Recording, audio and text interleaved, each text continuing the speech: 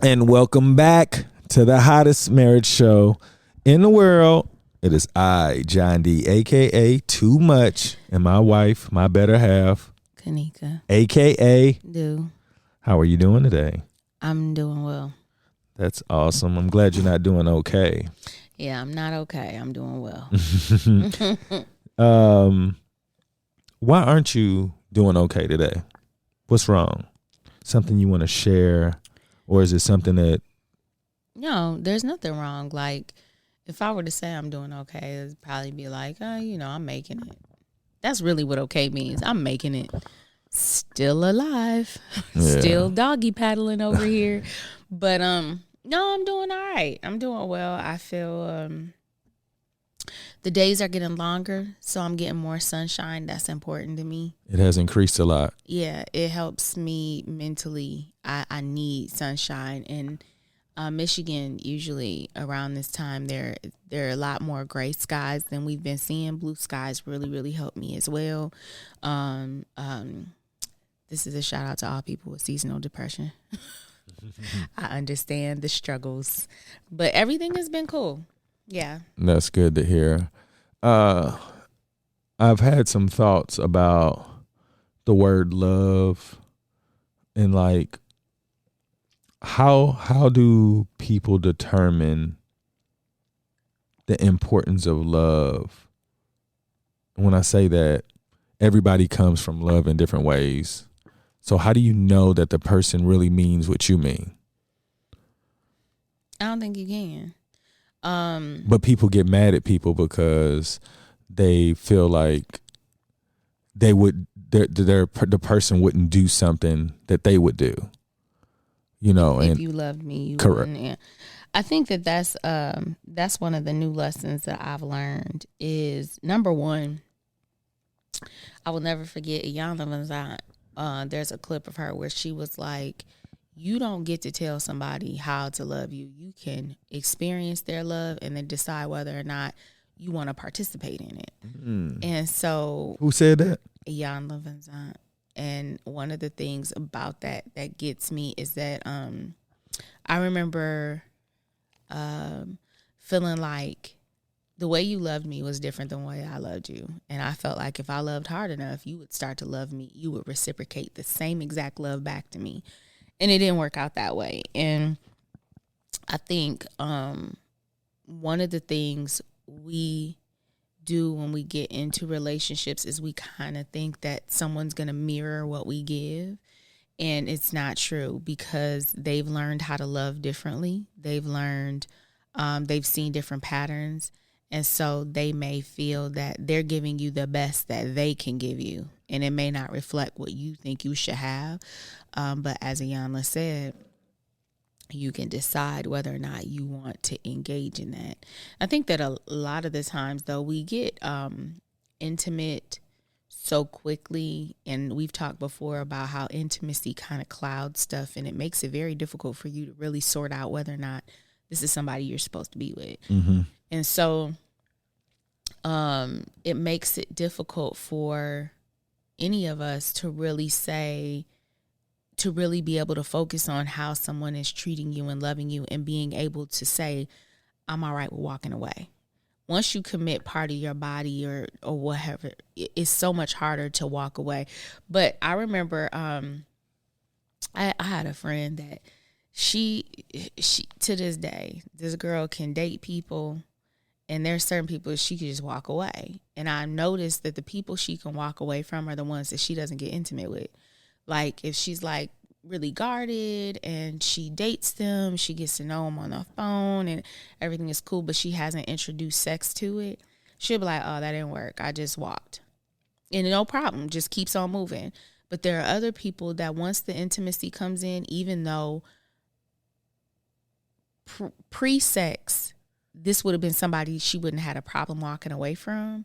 Now she's like, well, but, and it's like, it makes it so much more difficult for you to figure out whether or not this is somebody you want to mess with after you've connected that part. But if you don't, what I'm thinking is when you're watching and you're listening to them, what they're saying, how they're acting, you get a good idea of what is it going to look like every day, because you ain't going to be having sex every day. And it's not going to be all lovey-dovey and intimate all the time. And so when it's not, do I like how you love me? That's a real question that people need to figure out. And it's not going to be the way you love. Yeah. Yeah. And you got to be okay with that. Like, unless you're open to teaching this person how you like to be loved. And that person is open to doing it. Oh, without a doubt. But you're supposed to be doing this at the beginning of the relationship before you see if this person that's what I'm saying. Like, you set your expectations in the beginning, but not everybody is able to do that. But so I think that love is it's a weird thing, because you go in and you think that it's going to come to you the way you want it, and it's just not guaranteed. Well, there is a guarantee that you're going to run into somebody that makes you feel very special. Yeah. And if they make you feel very special and you don't end up liking them, it was because you weren't exposed to enough to say, I shouldn't have invested in this. What he made me feel special wasn't enough for me to dedicate my time to actually like somebody who was not there emotionally or had not grown enough to be in my life. That's why when you were talking about sex, a lot of times when I think of it, when women have sex with men and they don't want to walk away, they don't want the body count. They don't want the idea that I opened up too fast. They want to say this gotta work, because to me, that's what I would think if I was a woman. The way that people talk, it's like, well, the sex was good, but he's a scumbag. Maybe he won't be a scumbag. Like you said, if I tried my best to love him the way that I feel like he deserves, maybe he'll get better. Oh yeah, we sometimes try to love the scum out of somebody. So like that I can say I've reflected on the way that you've loved me. Like I used to always say, like, this was easy, because to me I felt like people would complain. Like, I was really happy in a marriage, and people would complain about their marriage. I'm like, I don't know. Like, I feel like I'm doing what I'm supposed to be doing, but overall, like, I was looking at the way that you were loving me. I was like, I thought that all women did that. And I thought the way that I was loving was all men did that also. So I was like, look, you married, this is the person you married. You can't be mad because this is who I am, not thinking that I could be getting better. Yeah. Like, for real. Like, I remember there was times you would say stuff. I'm like, look, that ain't even me. And all you were doing is trying to make me better.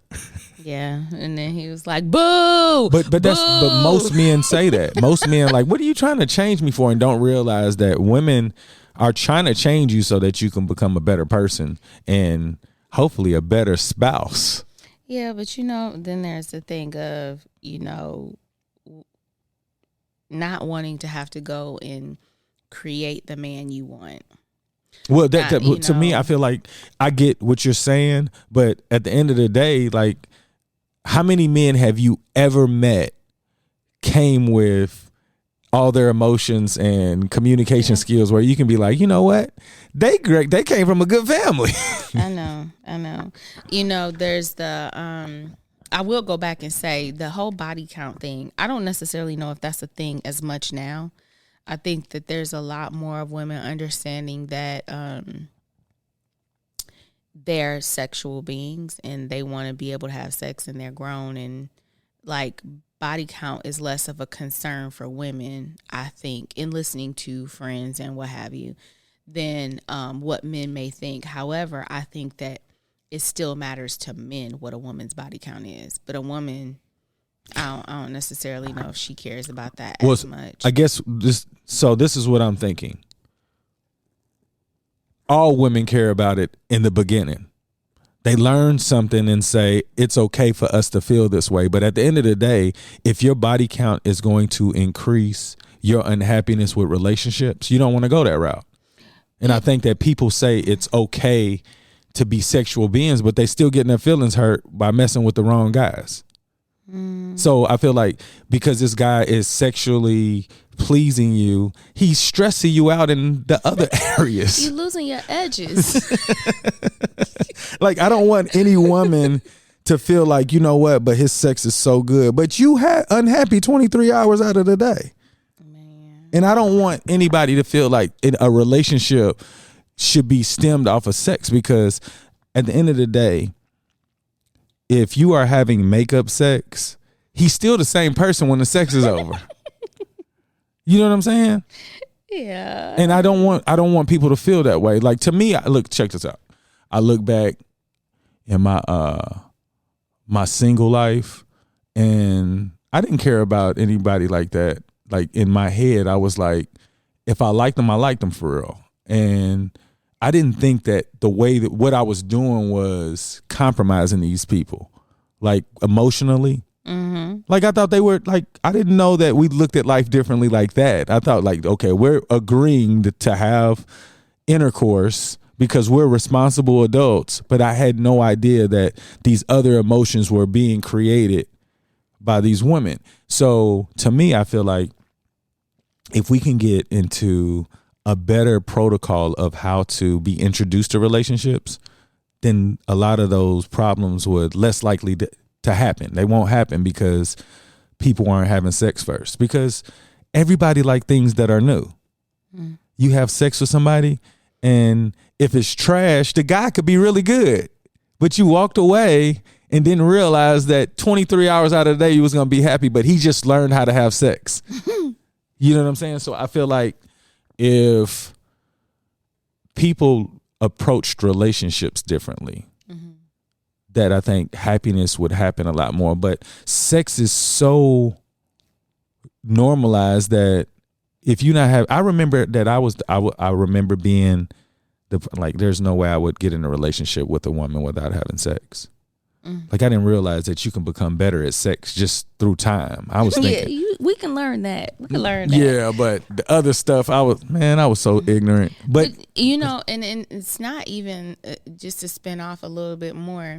It doesn't even necessarily have to be about romantic relationships and sex, like parents and their children. Mm-hmm. Like, what do you think? I've noticed a lot more of people saying they've just chosen to, like, remove themselves from their family because of how their family loves and its dysfunction, rather than, you know, because it used to be that people would be like, you know, that's how your grandmama is. Mm-hmm. You just, you know, just as disrespectful as they want to be, or your mom is demeaning, or whatever the case may be, and be like, you know, that's how they are. But now I'm seeing more and more of people saying, that's not how I want to be loved. And I don't care if you my mama, my grandmama. I don't care who you are. I haven't seen any of that. That's impressive. Oh yes, it's this. I've seen a lot of people where they're like, you know, I don't believe that how I grew up was healthy, and I'm not gonna subject my kids to that, or I'm not gonna subject myself to that. And understanding that every relationship, you have a choice of being involved in it, especially as an adult. Yeah. So. But, you know, hearing you say that, you don't know you have that option a lot of times. People's like, you know, I just got to be in here and then be unhappy when I'm around this person because, and look, I know this is kind of a sidebar, but did you know that Korean pilots have to speak English in the cockpit? Oh, really? Why? Because according to their traditions, a younger person can't tell the person that's older what to do. So the pilot crashed into the thing because the co-pilot couldn't say nothing out of respect. And you know how they found it out? What? Through the black box. Oh. So they found out that the guy couldn't say anything because he was trying to be respectful. And they made it. They said they were removing all your cultural norms or whatever their traditional beliefs. You got to speak English and you got to announce them by their first name in English. So, yeah, because with us, we don't have those formal, other than ma'am traditions. And sir. Yeah, we don't have any hierarchy. So yeah, I understand that. That's interesting. It is. But it that's the other thing, is the expectation that you need to be able, because I'm older, you got to deal with this. Yeah. And so people are saying, no, I don't. You know, and, you know, if you grew up in a way that you've seen your friends grow up and you're like, I would rather my life look like that than what I got at home, why would you put your kids in that? So then it's like grandparents aren't having access to grandchildren unless they learn how to properly engage with those kids. And it's difficult because you can't reteach your parents sometimes. Yeah. That depends on that individual parent as to whether or not they want to be the old dog who learns a new trick. But I think that it's just like I was saying, you know, you need to be able to walk away from somebody you don't like how they love you romantically. I think the same way with family, because I think family can be very, very the expectation that your family is your family and you got to take them how you get them is very, very dangerous. There was a girl who told something on Instagram where it was like a person that was talking about how they had a family member who assaulted them, and they said that their family would not like get rid of that person. You still let, you know, creepy uncle whoever still stay around or whatever. And then it flashes to this other woman and she said, I had the same story and the creepy uncle was my dad. Oh. And she said, and I started talking about it and the family was telling me not to, but when I talked about it, she said 27 other people in the family spoke up about that person. And she said she had decided that she was going to make it where the family could not protect. She said that person is protected by family silence. So she reported her dad to the police. And so now this person is, they have a warrant out for this person's arrest. And she said, but you know, the thing is that all the older generations are keeping that tradition of we keep everything under wraps and just don't have him alone with your kid in a room. That's not okay. It isn't. So, you know, how about instead of making 27 other people a victim in the household, just remove the perpetrator? Yeah. You know what I'm saying? Why do we feel like we have to but I guess respect and keep these if you people think in our about family? That person, how did he get that way? I understand. But then you address it and you remove them from the situation. You don't make people who have been hurt by them continue to I don't want to. I don't want to be at my family reunion and have to look at you laughing and smiling and kikiing all over the place. No, you lose that privilege of being able to do that with family when I can't trust you with somebody in the family. That if you're gonna harm family, those are tough questions, though. It is, but it's another idea about like how people love. Yeah, like she just gave air quotes just to let you know.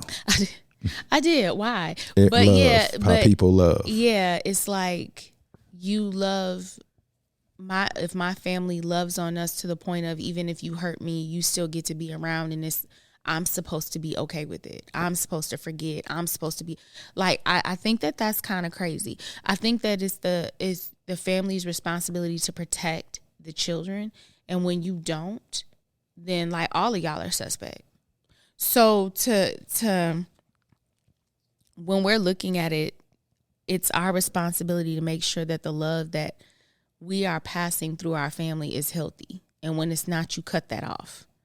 And it doesn't necessarily mean that you don't have any other contact with that person, but that person needs to get some help. Yeah. And, you know, there have to be stipulations in regards to their interaction with certain people in the family, whether or not it's like when we have a large gathering, you can't be there. Like, you can come to my house and we can kick it and play cards or whatever, but if we're going to be in a house with kids or whatever, you can't be there. That's just not going to work. If you're going to be there and you're going to be drinking, that's not going to work. Like, whatever the triggers may be for that person. Yeah. And it doesn't even necessarily have to be assault of a child or whoever. What if there's somebody that, you know, they do have a drinking or a substance problem, and when they're around family, it's always like harmful words being said or events where people feel like they may be threatened physically. Even in that case, like, I don't feel like this is a loving environment. And this person usually comes in and brings chaos and hurts people's feelings. And like, we have family that they're very talkative, and sometimes they don't think about what they're saying when they say it, and it hurts other family members. And we know who they are. We be like, you know, that's just how such and such is. But if it makes it where some of your family can't even be around and enjoy their family because nobody is helping to check that situation, like, come on, y'all. So I guess just stepping away from the typical relationships we talk about, this could apply to friends and family. Yeah. Well, if I have to worry about a friend, we're not friends. Exactly. But if I got to worry about family, well, then that's are what we I'm family? saying. Family's a lot more complex because your belief system is not going to be the what you said earlier, the worn path. Mm-hmm. Everybody else got the worn path. This is what we've been doing. You're not about to come up like, well, it'd just be easier if you just isolate yourself. Yeah, you're right. You're right. You're right. Yeah. Unfortunately, that does make it more difficult. It does. Now, when I think about a lot of the movies, when I see when they typically portray somebody who's made it, they just separate themselves from the family and then they come back. But you don't know what the reason was for them to say, hey, you know what? And typically it's always because, they didn't want people to know that they grew up in, but it's way more deeper than that. Yeah. Yeah. So I guess the reason why I talked about, I'm glad you brought in the family aspect, but love is one of those words that you really can't come up with a definition for it to fit everybody, because everybody have not experienced whatever that person is that says this is it. Because like I told you before, like my love was getting a whooping and hugging me saying I'm doing this because I love you. So that perspective, like, I never understood. Like the hug. Remember you used to like, why do you hug people? I was like, hey, you just do it. It wasn't like you're consoling me or anything. I never looked at it that way. And I think that you have shown me love that maybe I thought it was love, but it wasn't anything that I was raised in. Mm-hmm. And it was nothing that I can say that I've experienced with the things that you've done for me or for the kids that I've even seen on television. So when you said, like, how can you love somebody that's not reciprocating? If you don't have that information, you would have probably walked away in the beginning like, oh, hell no. Like, you're not even in the position where I am for me to feel like that I'm going to get any of this back. This return doesn't look really good. My ROI is not good right now. Absolutely not. Return on investment for ROI people. Yeah, but like I said, I'm completely blessed for your grace and mercy for giving me time to figure it out. And I'm still figuring this love thing out. And I do know that when I write and it's anything dealing with my emotions, that you and the kids give me a different, like, writing. I write differently. And I'm thinking, like, as a kid, I couldn't have ever described those feelings because I didn't even know they existed. Like I spoke with my mother this morning and, she's working 4 days a week. And, I was like, Dallas said, when is Granny Jean and I going to work anymore? And I was like, Mama, I'm really working on changing our life so that I feel like as your son, I'm supposed to at least protect you from your day to day. And I can't even do that. So like the way that I love my mother is totally different from when I grew up loving her, and I like now, like the love that I have for her, I want to give her what you've given me because I don't think she knows what that is. You know what I'm saying? She can't know what it is. Yeah. And I feel like she deserves it. Yeah. I agree. Yeah. So that's the reason why I asked you about love, because I know that people use it so loosely. And I think only the relationships that are willing to go through the actual process of what love is, nobody knows. They just like, we got married because I loved you. But like, what does it look like? Is it growing and did it stay the same? Do you think anything's supposed to change? Because I can tell you before this journey, I just thought the course of time that, we were going to just love each other, like just through time. But I didn't realize it was the actual effort that you put in. So it excites me to learn how to love more, or even more than whatever you expected it to be returned in. You know, because whatever your love is, whatever it looked like, I couldn't present, right? Or I couldn't reciprocate. But there's a love that's way more than you even looked at. You know what I'm saying? Like, so that's what I'm trying to create. Like, oh, so this is what it feels like when somebody loves you more than you love them. Golly. Well, that's what I at least want you to experience it. Okay. You know, I feel like you deserve it. Anybody you want to give a shout out before we get out of here? Nope. I want to give a shout out to you because I love you. Mm. And I thank you for showing me a different path on how to love and how to receive it. You know, I can say that I took your emotions that you used to give me for granted, and you deserved a better output from me, and I just didn't know how. But now I'm so dedicated that I'm gonna make it up. But shout out to you for being the wife that you are and making me feel like life is absolutely grand. Thank you. Y'all make today better than yesterday. Don't worry about anything you can't control. GATA, get after that action, or that action will get after you. Be great on purpose. Boom.